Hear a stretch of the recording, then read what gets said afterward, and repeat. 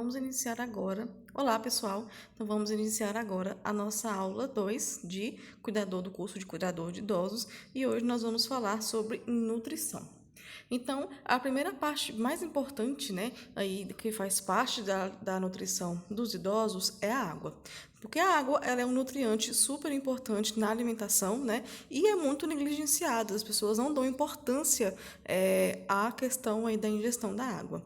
Então, o idoso, ele é uma pessoa que a gente já tem que considerar ele como um desidratado crônico, né? Todos os seus sistemas aí, eles já começam a pedir, né, mais ingestão de água e muitas vezes a gente não aumenta. Então, ele, né, nunca sente sede, né, também não lembra de beber água. Então, às vezes, a dependência do idoso, né, de oferecer água fica né, a encargo do cuidador de idoso. Então, a gente tem que tomar muito cuidado com a gestão aí, de água adequada. Então, ele tem que beber, em média, aí, de 6 a 8 copos de água por dia, né, dependendo aí do seu peso corporal. E isso também inclui, né, outros líquidos, como chá, sucos também por dia, para ele se manter sempre bem hidratado. Então, a água ela possui várias funções importantes no organismo e uma delas, né, é a participação na regulação da temperatura do corpo e em todas as reações químicas que nele ocorrem. Também é muito importante na questão de lubrificar as partes móveis do corpo e também auxilia no funcionamento adequado de todos os órgãos na digestão de alimentos e também na absorção, circulação e excreção de nutrientes. Então, isso aí, né, já é praticamente todo o sistema, né, ali todo o sistema imunológico, né, trabalhando do idoso. Então, a gente também, né, conduz os nutrientes através de todo o corpo, né, com a água. Então, a gente nunca deve negligenciar a água para o idoso. E aí também entra a parte da alimentação saudável, que é onde a gente vai, né, realizar 3 a 5 refeições por dia. Então, as refeições dos idosos devem, né, incluir café da manhã, lanche, almoço e outro lanche, né, durante a tarde e o jantar ou então a ceia. Então, quanto maior o número de refeições, né, e menor a quantidade, vai facilitar a digestão, porque o idoso ele já não tem mais essa capacidade digestória como a gente tem quando a gente é jovem. Então, uma quantidade muito grande de comida acaba que o corpo ele não absorve os nutrientes e a gente acaba jogando tudo fora. Então, é melhor que o idoso coma em pequenas quantidades, né, mais várias vezes ao dia, do que ele comer uma quantidade muito grande. Então, é necessário também que se mantenha uma regularidade no horário das refeições e também é importante que elas sejam agradáveis. Às vezes o idoso ele tem uma hipertensão, tem um diabetes e aí a gente esquece que o sabor ele favorece muito na questão do apetite. Então a gente, né, nunca deve esquecer de usar temperos, né, cominho, páprica, pimenta do reino. Então, esse tipo de condimentos do qual não faz mal, né, para o idoso e a gente, né, acrescenta sabor. E também a gente sempre deve, né, manter o sabor, o aroma, a cor dos alimentos, a textura e a temperatura adequada para que ele possa se alimentar.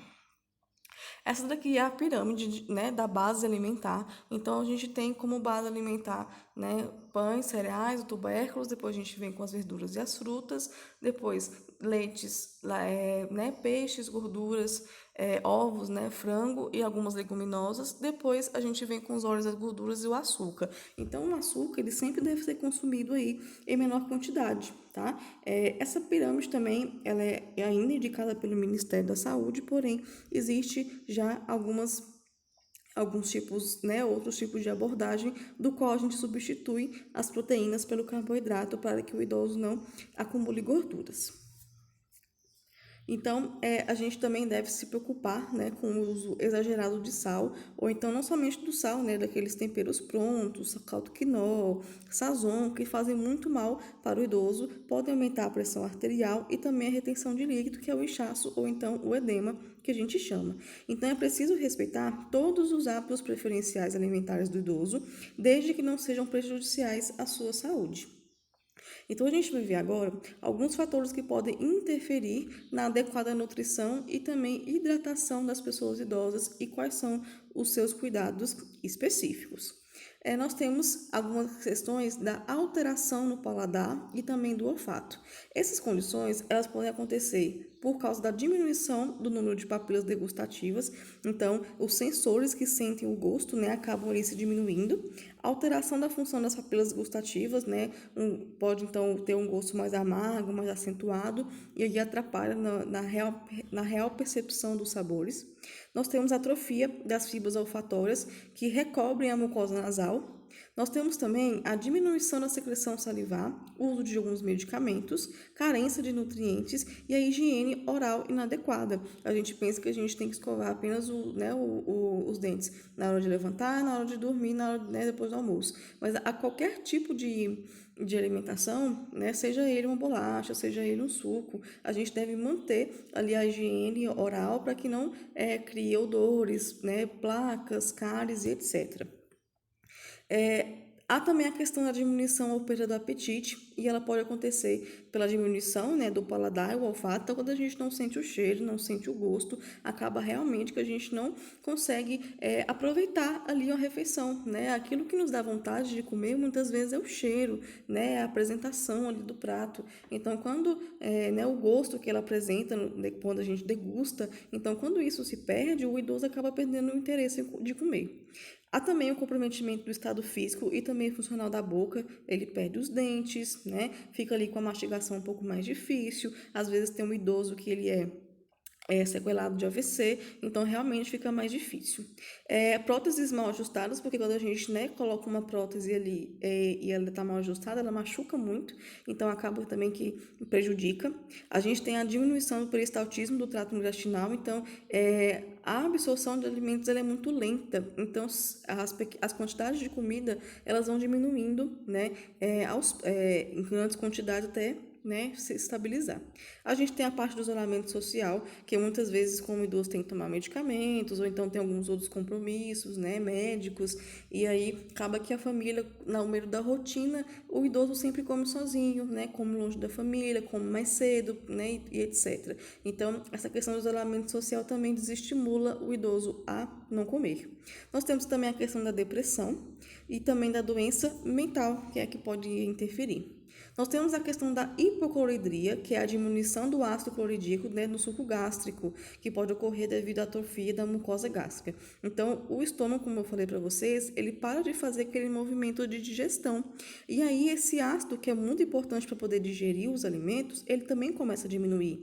E aí, então, quando o idoso se alimenta, ele passa muito mal, porque aquele alimento passa muito tempo dentro do seu estômago. E aí, essa condição também pode piorar a questão da nutrição do idoso. Nós temos a questão do atraso no esvaziamento gástrico, que ela também vai ocorrer, né, devido à diminuição da motilidade gastrointestinal.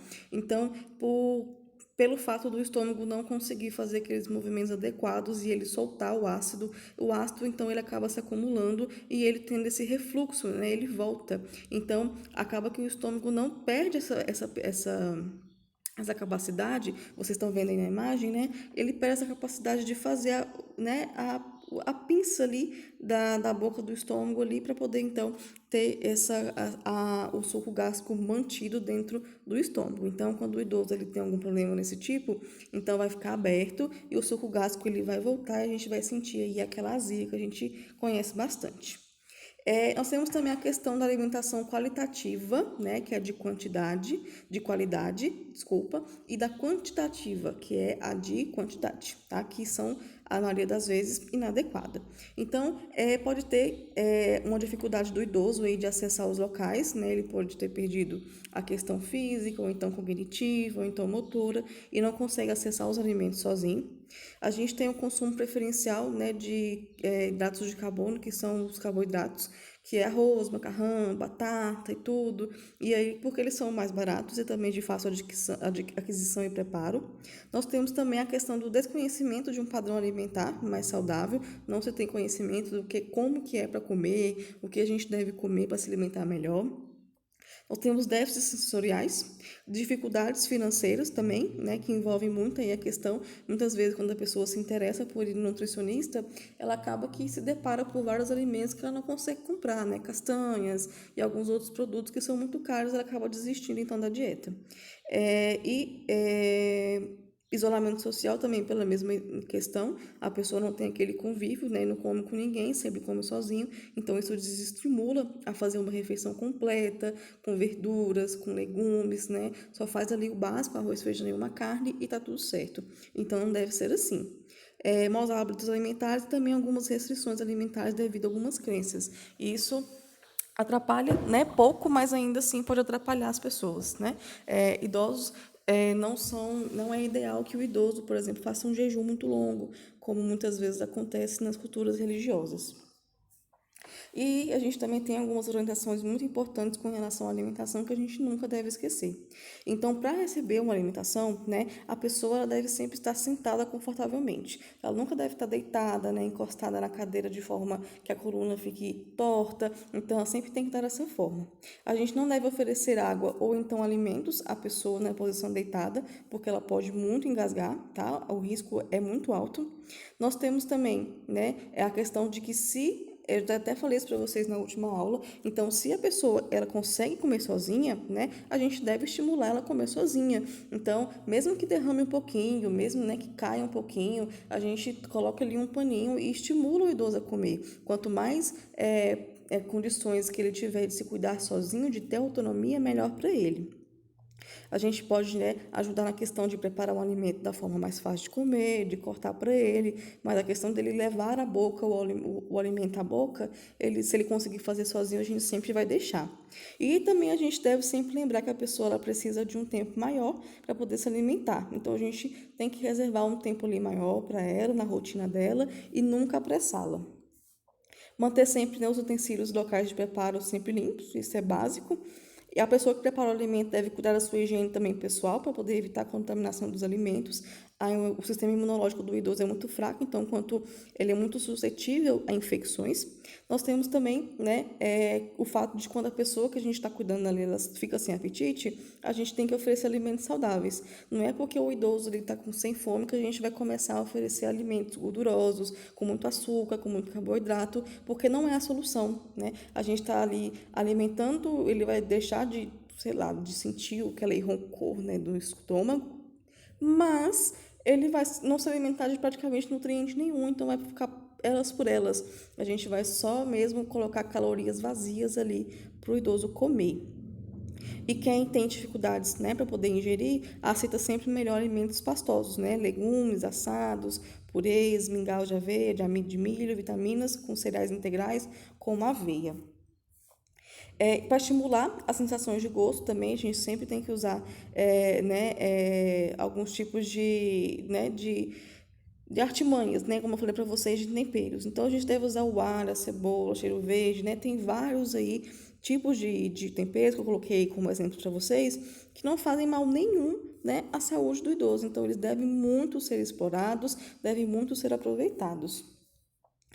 Se a pessoa não consegue mastigar ou então engolir, né, ela não há razão para poder modificar a consistência dos alimentos, não pode fazer normalmente. E aí, quando o paciente ele não tem, né, um pouco dos dentes ou não tem nenhum dente e ele usa a prótese, o cuidador deve oferecer sempre as carnes, né, os legumes, as verduras sempre picadas ou então desfiadas, raladas, moídas, né, ou batidas no liquidificador. Então, a gente vai seguindo a ordem. Quanto maior a dificuldade, né, dele mastigar, a gente vai processando mais o alimento. Devemos, né, para poder manter o funcionamento do intestino, oferecer alimentos ricos em fibras, que são o quê, pessoal? As frutas, as hortaliças, leguminosas, cereais integrais, arroz integral, farelos, trigo para quibe, canjiquinha, aveia, germe de trigo, etc. Devemos substituir o pão branco por pão integral. Devemos também, né, substituir metade da farinha branca por integral, quando a gente for fazer algum tipo de bolo, então salgado. A gente também deve acrescentar sempre legumes e verduras em sanduíches ou então de tortas e sopas. Sempre que for possível, né, deve estimular, auxiliar a pessoa a fazer algumas caminhadas, porque estimulam o funcionamento do intestino muito bem, tá bom? Sempre de preferência passeios livres, até para poder estimular, né, aí o envolvimento social, né, o lazer do idoso, então é muito importante. E oferecer também, bom, eu tinha falado para vocês, era na água, mas nunca esquecer de, nesses intervalos das refeições do idoso, oferecer sempre de 6 a 8 copos de líquidos por dia, né? Águas, chás, leites ou então sucos de fruta. É importante também que a pessoa doente, né, em recuperação, coma diariamente carnes e leguminosas, pois esses alimentos são muito ricos em ferro. E a gente consegue, então, evitar a anemia. O ferro dos vegetais, né, é bem absorvido também quando se ingere alimentos ricos em vitamina C, laranja, limão, caju, né? Então, quando a gente ingere esse tipo de alimento, a gente consegue, então, aproveitar melhor.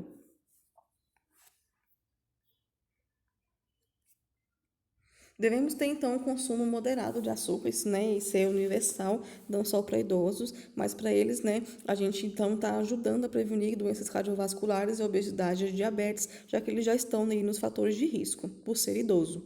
Então, o cuidador também deve ser sempre observar, né? A data de validade dos produtos. A gente deve evitar comprar grandes quantidades para não perder nada, né? Desperdiçar nosso dinheiro e também jogar alimentos fora. Alimentos diet, né, gente? É muito importante a gente saber a diferenciação entre alimentos diet e light para a gente saber o que a gente pode oferecer.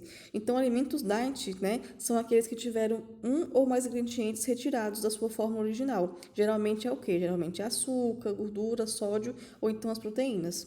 Já os produtos light, a gente tem aqueles que sofreram redução de algum tipo de ingrediente na sua composição. Então, o creme de leite light, ele tem menos gordura, ou então o sal light tem menos sódio. Então, no diet a gente tira alguma coisa e no produto light a gente reduz, tá? Então, diet tira, light reduz. E aí a gente usa alimentos, eles sempre, né, que foram retirados das frutas, podem ser consumidos pelos diabéticos. Mas a gente sempre tem que observar o rótulo, tá, pessoal? O segredo aqui é sempre ler os rótulos. Quando há necessidade de substituir o açúcar por adoçantes, né, recomenda-se alguns tipos. Então, a gente tem os adoçantes à base de crematato de sódio, sacarina, que pode contribuir para o aumento da pressão arterial. Então, esses não são recomendados. Então, existem os adoçantes naturais, que a gente chama, né, que tem o sorbitol, o manitol, o xilitol, e eles podem causar desconforto no estômago, também diarreia, mas são produtos naturais e são mais adequados.